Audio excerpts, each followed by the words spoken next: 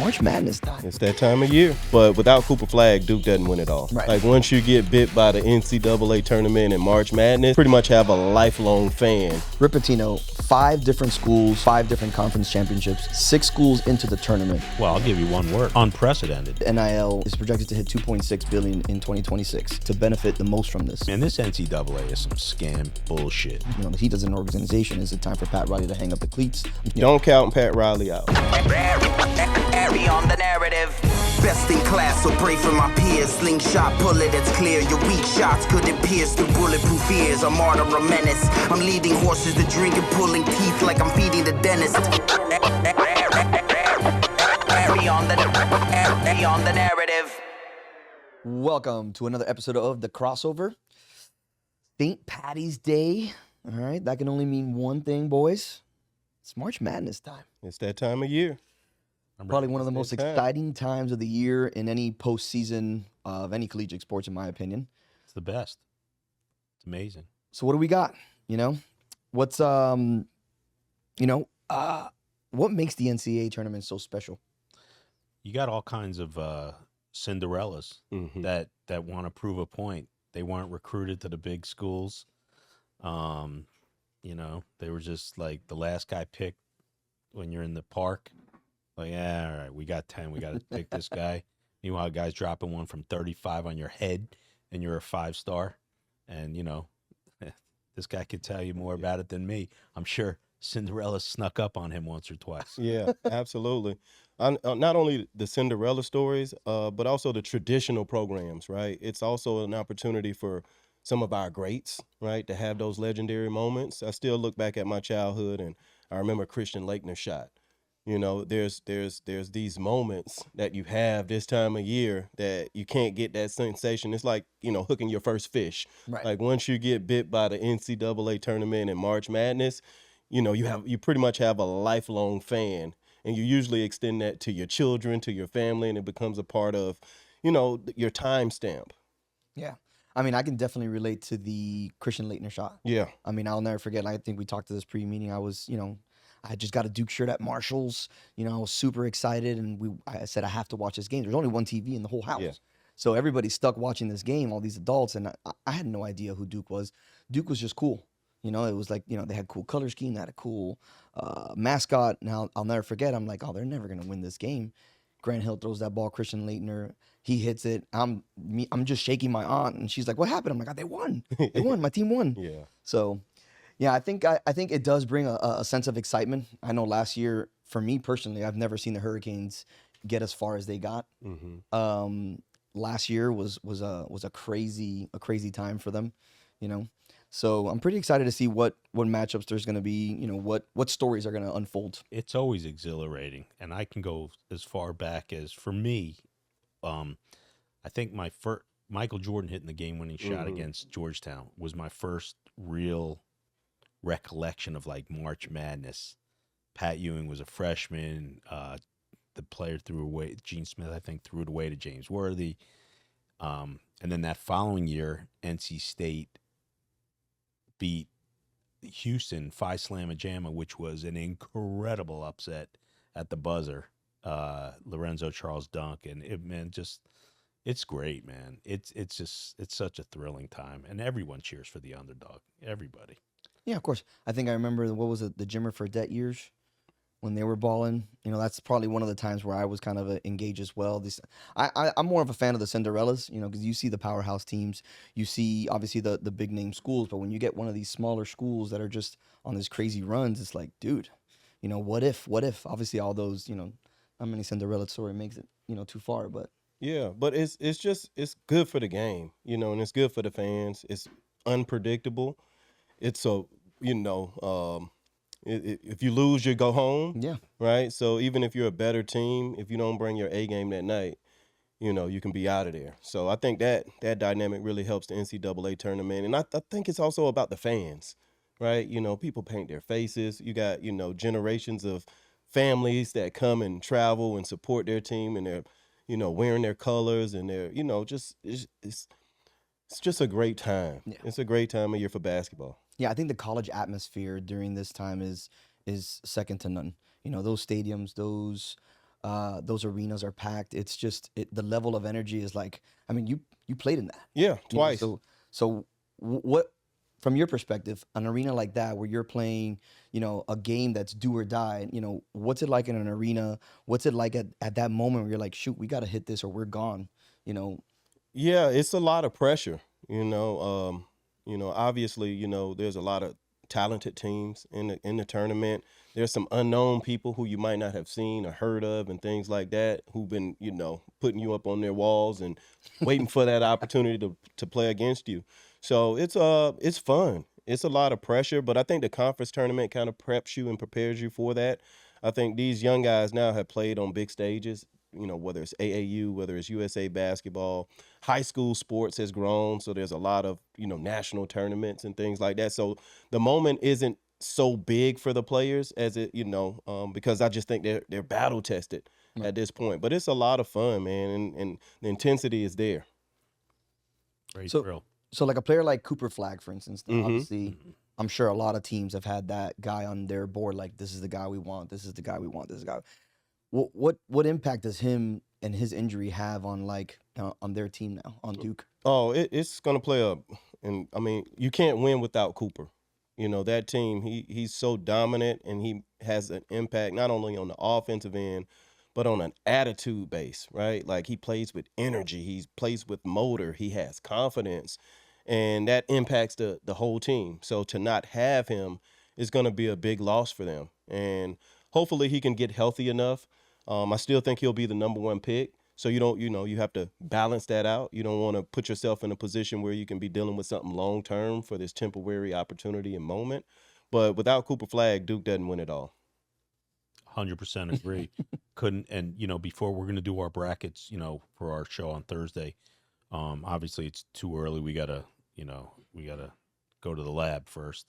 But I agree with what Keon says regarding Duke and Cooper Flagg. Like, I just can't possibly put them in my championship bracket or in my Final Four just with the unknown. Maybe they get there, right? But who can really speak on his injury right now? 100%. I'm sure he can't even.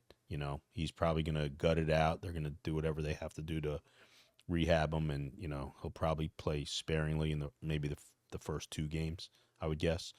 But yeah, it's hard to say that they're a clear-cut favorite without his injury being really well known and documented.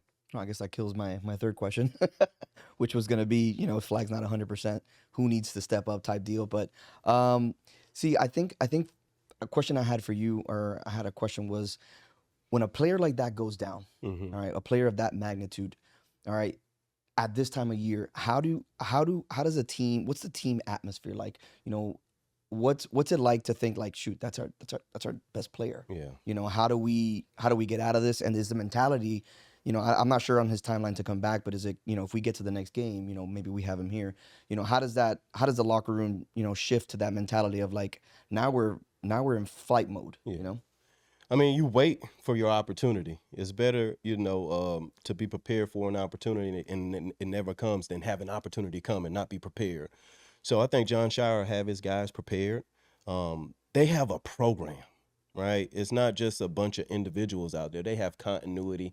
They have talent. They have other potential first-round picks, maybe 3 other potential first-round picks on that roster. And so they'll have to shift up their game. And it's a great opportunity. It's at the highest level of college basketball. And, it's a good chance for them to kind of, go down in Duke history and do something special. Hold it down until Coop gets, healthy enough to play. Yeah. He's right, Keon. I don't, it's just when an injury happens so rash, it's different as if they had like a week or two to prepare and this and that, but like they got to just adjust on the fly right there. And there's no time to get right. Like, this is the tournament. No one's like feeling sorry for you. You got to just show up, man. And that's it. It's in your face, Absolutely. So speaking of opportunity, how about the opportunity of the last team picked in the NCAA selection tournament, UNC? Yeah, well, prior to us coming on, we were reading some of the some of the updates in the X world, and yeah, Bubba Cunningham from UNC, the athletic, is he the athletic director? Yeah, Or, he's the athletic director, you know, he's chairperson of the NCAA selection committee as well. You know, they're going to be talking about him along the lines of Jimmy Hoffa. Where is he? So UNC gets in as the last selection. Their AD is the chairperson of the committee. All right. From what we've read online, he gets a $106,000 bonus if UNC gets into the tournament. All right.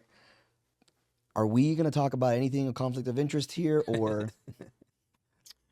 from what we also saw online too, it's his last year as his term. So his term is up in 2025. So we got his term is up in 2025. He gets a $106,000 bonus. He's the AD of UNC, and UNC is the last team to get into the committee. Other than that, do you see any problems? No, I mean, I mean, it's not what you know; it's who you know, right?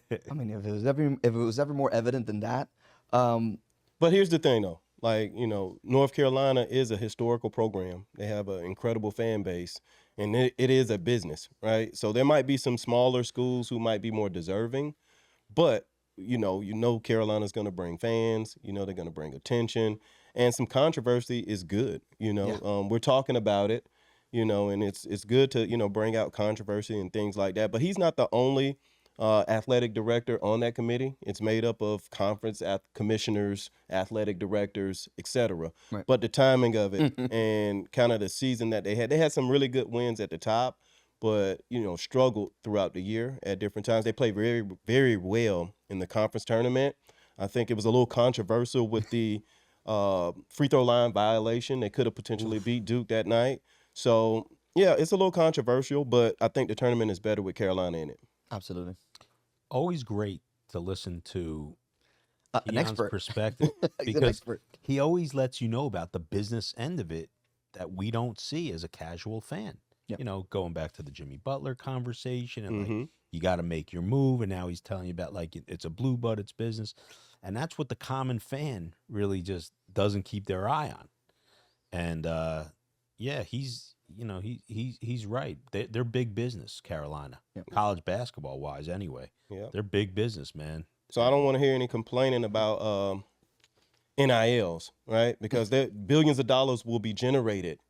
You know what I mean? And the players do not share in the basketball-related income that it generates. It's insane. So if how they get compensated is from their name, likeness, hitting the transfer portal, looking for better opportunities, we got to maybe take a look at the system, right? And give them an opportunity to participate in the game that they're growing. Absolutely.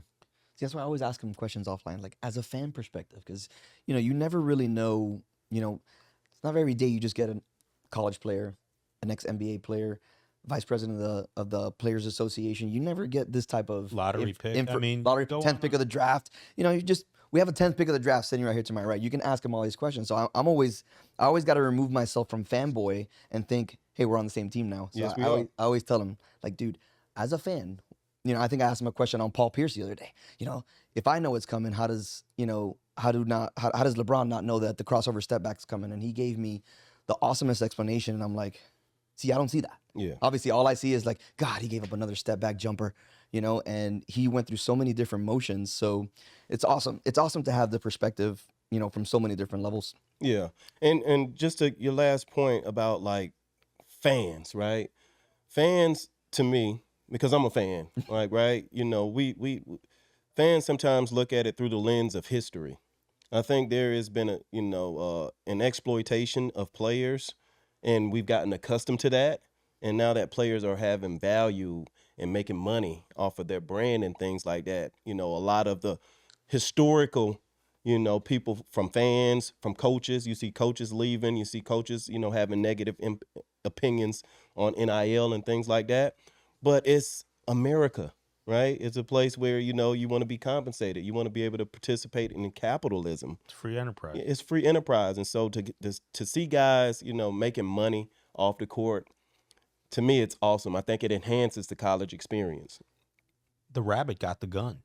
Ain't no fun. I mean, I was yelling this from the rafters 14, 15 years ago, and like not to get into that whole story, but like Keon's right, man. Like, this is what it is. They've been pimping these kids forever, man. And you know, like, who's gotten rich? Not the kids. Yeah. See, I'll tell you that. That's one of the things. Like, how are brands? I mean, obviously, the projected NIL is projected to hit 2.6 billion in 2026.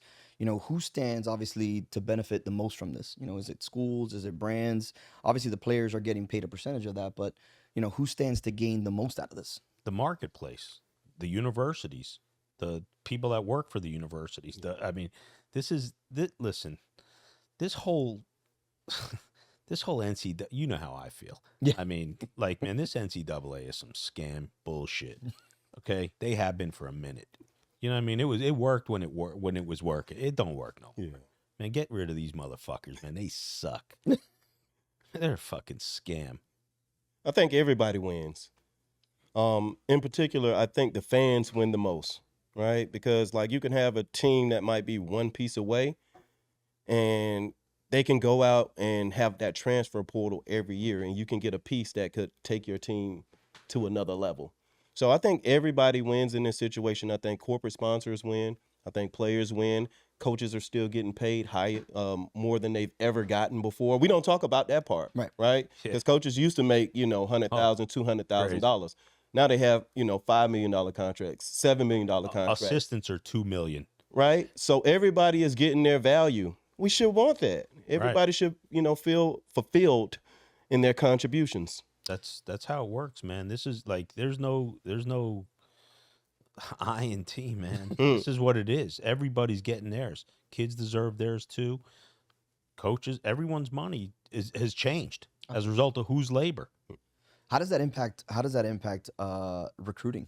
When you're trying to get the top picks and stuff like that. How does something like that impact your recruiting now? I think you have to be a trailblazer, right? Coaches and coaching staffs are making a lot of money to do a job, right? And so in the business, there's a lot of turnover. Right. It's like that in corporations. It's like that in certain businesses, right? So at the end of the day, it's competition. You have to go out and recruit. You can't just rely on history.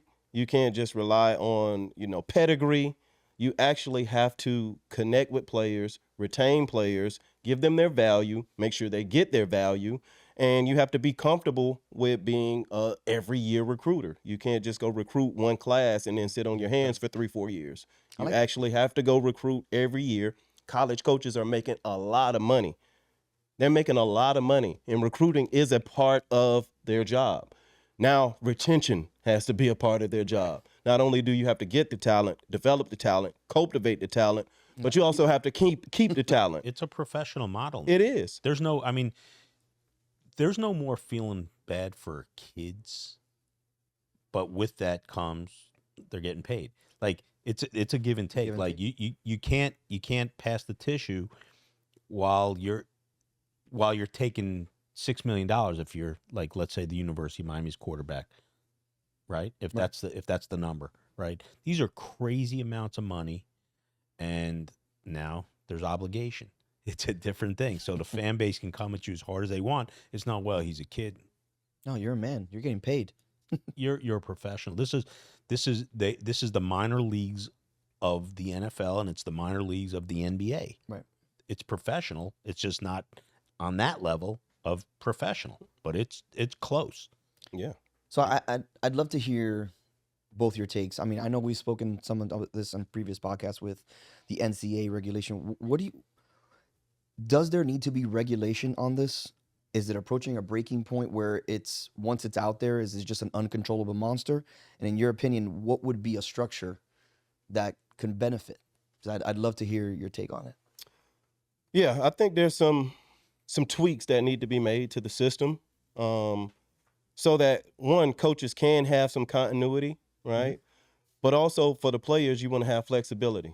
And so if it doesn't work out, so maybe having, 2-year deals, right? Maybe, if players decide to enter the transfer portal, maybe, if they decide that maybe they have to sit out a year. Right. That's how it used to be. So you would think twice about, transferring, because a lot of times players are transferring for no reason. right? Just because they could be getting playing time, they could, be in a good situation, but they just up and leave because it's more opportunity. Now, I like the opportunity in it, but it's just got to be some tweaks to the system. I don't have the answer, but you don't want it to be one-sided. Right. You don't want it to be one-sided. You want it to be a situation where if players leave, one, they get compensated if they have a 2-year deal. If they sit out and another school wants to, pay them more or whatever the case may be, you want to have that flexibility. But I don't have the answer. I think that's going to have to come from, conversations and time. But something needs to happen where coaches feel a little bit more insulated and protected, and then players still have the ability to go out and choose their option. To answer your question, the horse left the barn. That horse has been gone for a minute. It's despicable. The system that's in play right now. Not the players getting paid, but there's just no guardrails. And I just don't think it's a sustainable system. I've been screaming about this for as long as we've known one another. I'm certainly not the only guy that has an opinion. It's going to take dialogue. I mean, there's enough money being made where you can come up with a governing board to say, listen, this is what it is. Not everyone's going to like every single rule, but there's got to be a compromise from both ends. And it has got to be adjusted, because I just don't see how the little guy can stand in there and fight with a powerful punch against, the blue bloods of college football, college basketball. I just don't see it. Maybe in the tournament time in basketball, you'll pull an upset here and there, but you're not going to see like one of these like peanut-sized universities go through the whole thing and win it. It's not realistic. It's not practical. And it's taken too long. I mean, it's getting so out of control that who's really overseeing the process anyway? Who's overseeing it? Who is the NCAA? Where's Waldo? Who are these people? What do they do? I think it's the guy behind the old Wizard of Oz. It's silly. it's silly already. And, not to make it about me, I exposed these clowns many years ago, and people just still buy it, but the kids should be getting paid, and it should come with some guardrails. So at least it's fair competition for everybody, and a lot of these guys are leaving, like Keon said. Like, a lot of these guys are going to the port. They're just because the grass is greener. There's no competition's competition. Right. I mean, that's it. You got, don't you want to see how this guy beat me out? You know what? I'm coming back next year. I'll be better, and I'll play up and try and chase it. First sign of losing your starting position, you're out the door. Right. And I'm old school in that regard. I'm not down with it. So a coach like Steve Alford, do you think that his frustration is justified when he's talking about how this is changing recruiting, or do you think he just needs to kind of evolve with the new age of college basketball? Like anything else, you change with the times. Change is not always easy, and this is what it is. So, initially I thought, like, he's right because I'm old school. But then when I listen to Keon speak about it from another perspective, former player, points right. Man, these guys are making a lot of money, man. The coaches I'm speaking about, they're making a lot of money, and they're making a lot of money as a result of the Jimmies and Joes, right? Not their X's and O's. Yeah. And look, Steve, when I was in college, I think he was coaching at Iowa. Then he went somewhere else, and now he's somewhere else. So he wants the ability to be able to go and get other jobs, get other opportunities, and take care of his family, right? But he has a big issue with players having that same freedom because he has to recruit every year. It's all about retention. It's all about effort. Get people on your staff who are good recruiters, who can relate to the players, right? Build your program. And, yeah, you're going to have to recruit every year. That's a part of it. The military recruits. You know what I mean? Every Microsoft recruits, Amazon recruits. In the business world, they go out for the fresh new talent. Wall Street, they recruit. Shoot, look at us. We get recruited. We're recruiting. Yeah, so it's a part of it. At the end of the day, these coaches are making 7 to 8 figures. and they're complaining because they can't mistreat players, or if the player doesn't develop within their system fast enough and they see that, hey, I can go somewhere else. They don't want them to have that ability, but when they get another job opportunity, they want the ability to be able to go and get a new contract. You got to just make it make sense. It can't be one-sided. You better holler at Andy. A lot of people are recruiting me. Listen, That's a Jew in me. My bad. So given that, do you think that we could see some of these older, more old school coaches kind of remove themselves from the game, maybe stepping down, maybe retiring, just not to have to deal with some of these NIL headaches? Or do you think that they'll, like you said, maybe get some fresh blood in there and have them do some good recruiting, or some different tactics to try to get these players in? Yeah, you'll see some of them, wave the white flag of surrender and say, hey, you know what? I don't like what it's becoming. I don't have the energy for it. I don't have the tolerance to be able to deal with this new age of player. But you'll also see some great coaches who will adjust and who will adapt. And no matter where they go, success will follow, a.k.a. Rick Pitino. Wherever Rick goes, he figures out a way to get it done, to rebuild the program, to put his imprint on the program, to recruit really, really well, and to get his teams over the hump. And he's an old school coach, right? He's adjusting with the time. And guess what? He's gone through some controversy and some adversity. And he's, at every intersection, he's responded in a positive way. Look at the way that his former players talk about him and the respect that they have for him. And so if he can do it, and he's a high pedigree coach, stop complaining. You guys are getting to the bag. You guys have endorsement deals. You have shoe deals. You have radio deals. You have car deals. The school pays for the homes a lot of time, right? You have it set up as a college basketball coach. Think of it like a business, because it is a business, and stop complaining. Adjust to the times, or get some new young blood in there. That's what a lot of colleges and pro teams are doing now. They are getting younger coaches that can relate to the players, that understand the system, and they're navigating it, and they're having great success. Great points. I mean, that was Great points. If there's ever a top tier segue, what Keon just did right there, textbook. Okay. You went straight from one point, segued into my other one.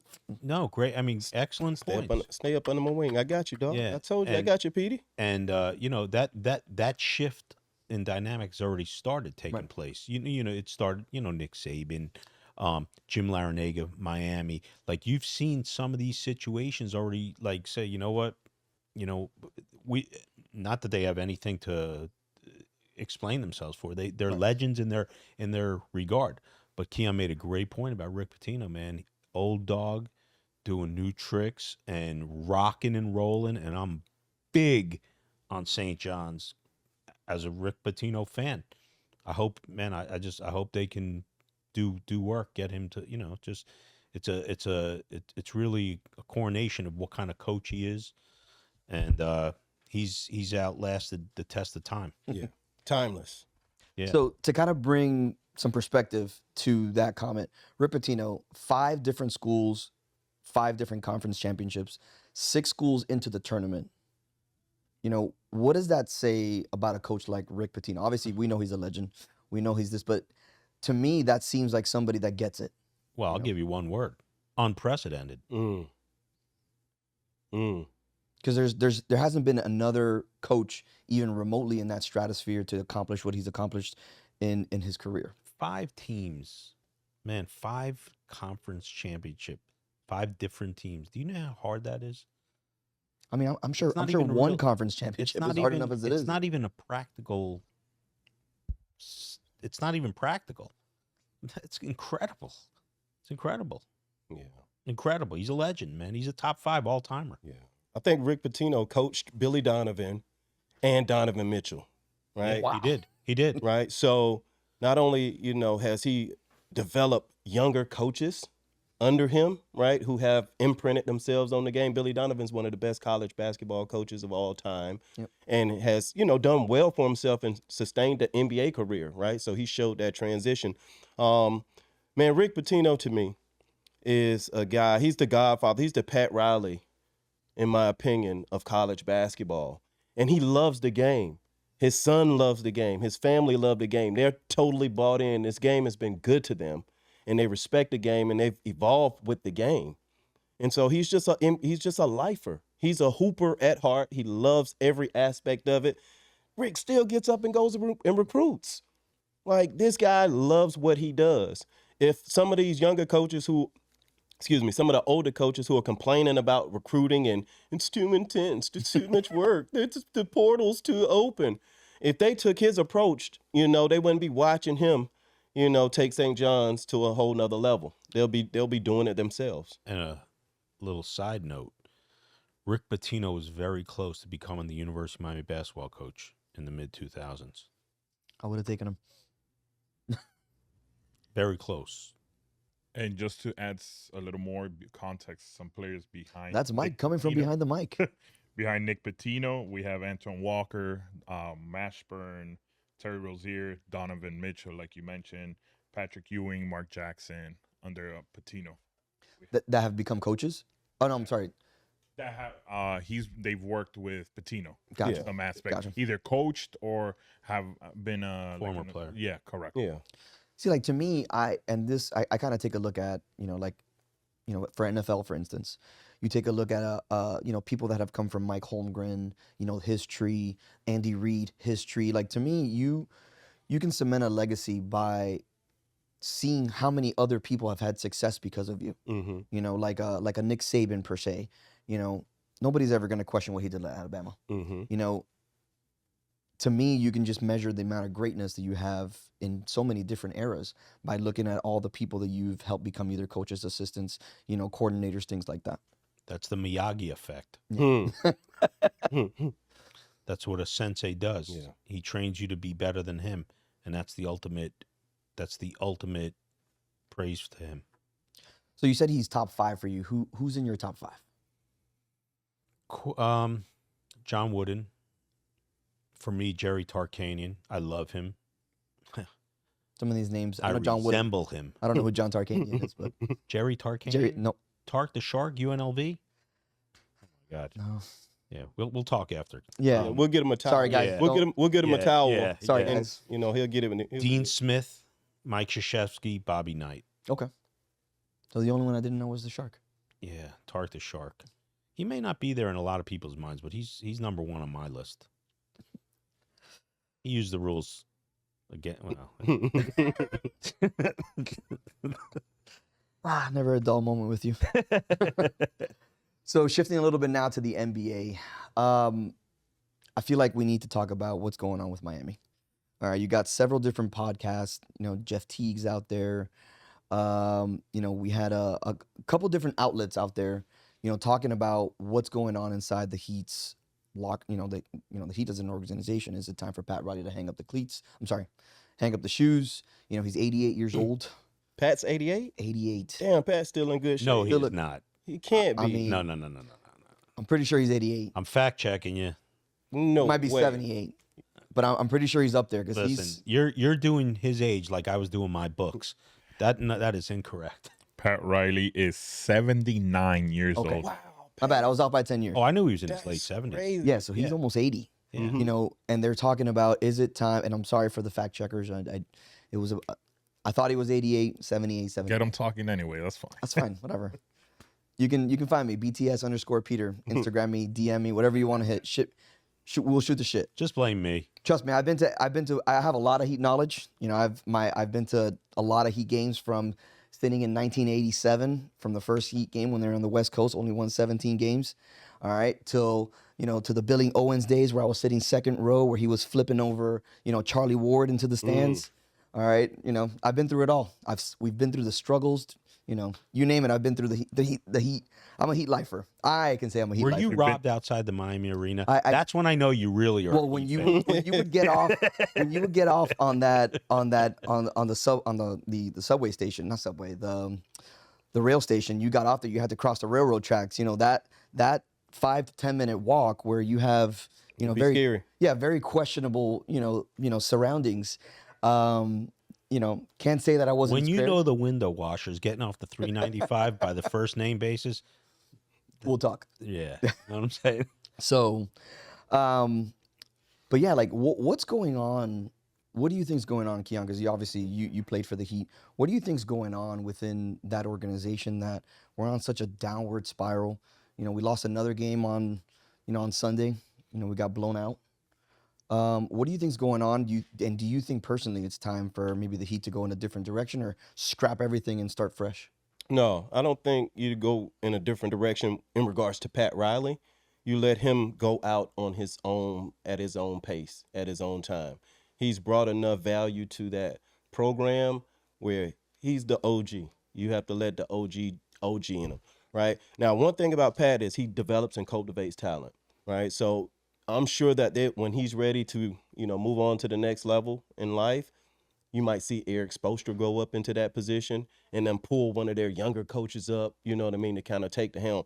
But as far as the way that they're playing on the court, when you lose Jimmy Butler, you're going to feel that impact. Jimmy Butler is a max player, right? You can't just go and replace him with anyone, right? He's a top 25 player. There's no plug-in.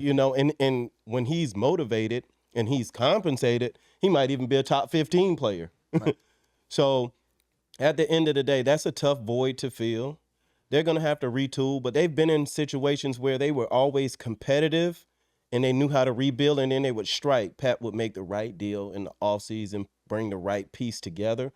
And so history has shown that Pat is resilient, Pat is resourceful, and at the end of the day, people who are hating on the Heat culture, they're just trying to kick them while they're down. Mm-hmm. Because most teams have tried to replicate the Heat and the Spurs culture more than any other team. Else. Well, it's you have Greg Popovich, Eric Spoelstra. I think they're the two longest tenured coaches in the NBA. Mm. Just great points again. Like they're snake bitten this year. Man, teams have bad years. Man, they just lost their best player. Yeah, and it's like a max player. You don't just plug in. That's not how it works. Right. And so like they're on a skid and this and that, and you know how fast that could change. They could make one acquisition and add a piece in the next thing they're a 1 or 2 seed. They could get Kevin Durant this summer, and it just changes everything. You can make tweaks, Man, because they got some young valuable talent on their roster. It's not the program that has an issue, right? It was Pat and Jimmy had the issue, and it got worked out. Jimmy went to a situation where he got compensated. He's playing with Steph. That team is benefiting. And, the Heat took a hit. Yeah, right. Gun to their head. Yeah. During to the trade deadline, there was a gun to their head. They had to make a move, or it was just going to become a bad, cancerous situation. It was already cancerous. Right. It wasn't going to improve. They had to get rid of this guy. Yeah. Don't count Pat Riley out. Yeah. Oh no, that's one thing. That guy's got 9 lives in this game. 9 lives, man. He pulls rabbits out of his ass. Listen, I'll tell you from personal experience, because I've had access to the Heat. So, and you tell me if I'm wrong on this. When you go up those stairs, all right, those long stairs, and you got those coaches' offices that are glass facing the practice court, and you go to the end and you see Pat Riley's office, all right, if it's one thing I've seen during draft days, his board, there's a giant whiteboard, names, teams, players. Right across from there is a Michael Jordan picture with his rings on. D Wade's game-winning shot against Charlotte in the first playoff series is hanging there as well. Like, to me, that's a guy that's involved in every aspect of the game. And again, very limited access, but the times that I've seen and I've interacted with him, very, very cool guy, very down to earth, but never would count him out as far as making a move or on anything. He needs no apologies to anybody, especially this South Florida community. We are a relevant basketball community because of Pat Riley. On both sides too, even when he coached the Knicks. I'm talking about just the Miami Heat. There's not enough gratitude they could give that man. And we forget he coached the Showtime Lakers. Yeah. Oh, it's Pat Riley we're talking about. Oh, he's epic, man. He's going from Pitino to Pat Riley is proper. Yeah, sure. All right, gentlemen. I think we're gonna end it with that right there on Pat Riley. Great show, great job, and We're gonna See you start on the next talking one. max contract for you, Pete. Max contract. No. Listen, I'm good with the 10 How's day. Andy doing? Listen, we talked Miss yesterday. Andy. Miss you, buddy. I can't wait for you to come back. But no, we'll stick to the 10 day or the day-to-day contract. 10 day. Okay. All right, everybody. All right. Catch you on the next one. Airy on the narrative. Best in class, so pray for my peers. Slingshot bullet, it's clear. Your weak shots couldn't pierce through bulletproof ears. A martyr, a menace. I'm leading horses to drink and pulling teeth like I'm feeding the dentist. Airy on the narrative.